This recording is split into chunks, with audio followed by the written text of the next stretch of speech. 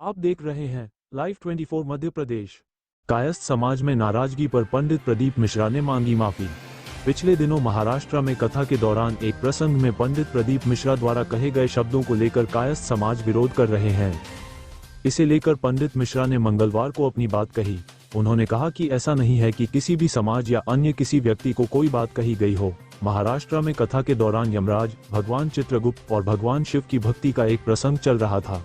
इसमें यदि किसी समाज, किसी व्यक्ति को हमारी वाणी से ऐसा शब्द लग रहा है कि गलत बोल गए हो और हमारी वाणी से अगर ठेस पहुंची हो तो हम उसके लिए क्षमा मांगते हैं।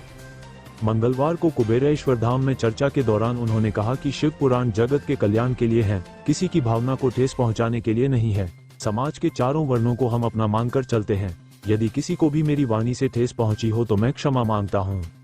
देखिए, श्री शिवाय नमस्तुभ्यम। सभी शिव भक्तों को ऐसा नहीं कि किसी समाज को या किसी अन्य किसी भी व्यक्ति को कोई बात कही गई हो।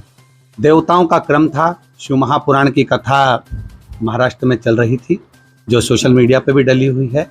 उसमें यमराज, चित्रगुप्त महाराज और भगवान शिव की एक भक्ति का प्रसंग चल रहा था। उसमें भी अगर किसी व्यक्ति विशेष को भी, यदि समाज को भी हमारी वाणी से अगर कोई ऐसा शब्द लग रहा है कि गलत हुआ है या गलत बोल गए हों और हमारी वाणी से अगर किसी के हृदय को भी ठेस पहुंची हो तो मैं क्षमा चाहता हूं। किसी के हृदय को ठेस पहुंचाना कभी शिव महापुराण नहीं जानती। शिव महापुराण हमेशा जगत का कल्याण का कार्य करती है और जगत कल्याण की ही बात करती है। फिर भी अगर मेरी वाणी से या शिव महापुराण के किसी शब्द से किसी भी समाज को, किसी वर्ण को, किसी व्यक्ति को अगर कोई ठेस पहुंचती है तो मैं उसके लिए क्षमा चाहता हूँ। श्री शिवाय नमस्ते।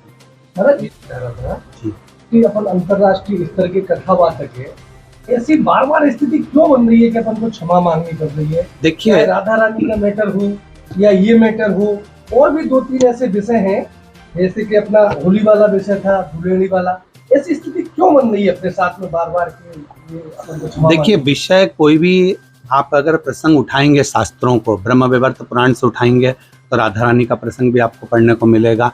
हम लोग जो पुराणों में या शास्त्रों में अध्ययन करते हैं वही हम लोग सम्मुख में कहते हैं, पर हो सकता है कई लोगों को वो चीज़ें स्मरण में नहीं आती या पढ़ने में नहीं आती तो उनको लगता है कि ये हो ही नहीं सकता, वो भी प्रसंग रहते हैं। पर अभी के जो प्रसंग हैं या मूल जो प्रसंग हैं, और देखिए एक वक्ता है, वक्ता अपनी व्यासपीठ से अगर कोई बात कह रहा है तो वो उसके अंदर की भी बात सामने प्रस्तुत करता है कि उसके अंदर के भाव क्या है।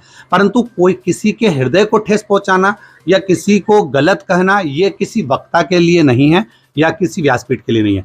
हम कायस्थ समाज भी हमारी है संपूर्ण। हम तो चारों वर्णों को अपना मानकर चलते हैं, ब्राह्मणों, क्षत्रियो, वैश्यो, शूद्रो, सबको हम अपना मानकर चलते हैं। किसी भी समाज के लिए आज तक व्यासपीठ ने कभी गलत नहीं कहा। चाहे आप पूर्व के जितने भी व्याख्यान उनको उठाकर देखेंगे तो सभी समाजों का सम्मान किया है इस शिव महापुराण की कथा ने और इस व्यासपीठ ने। पर फिर भी अगर किसी को गलत लग रहा है और अगर किसी के हृदय को हमारी वाणी से अगर ठेस पहुंची है इन शब्दों के लिए तो मैं क्षमा चाहता हूँ। आप देख रहे हैं लाइव 24 मध्य प्रदेश।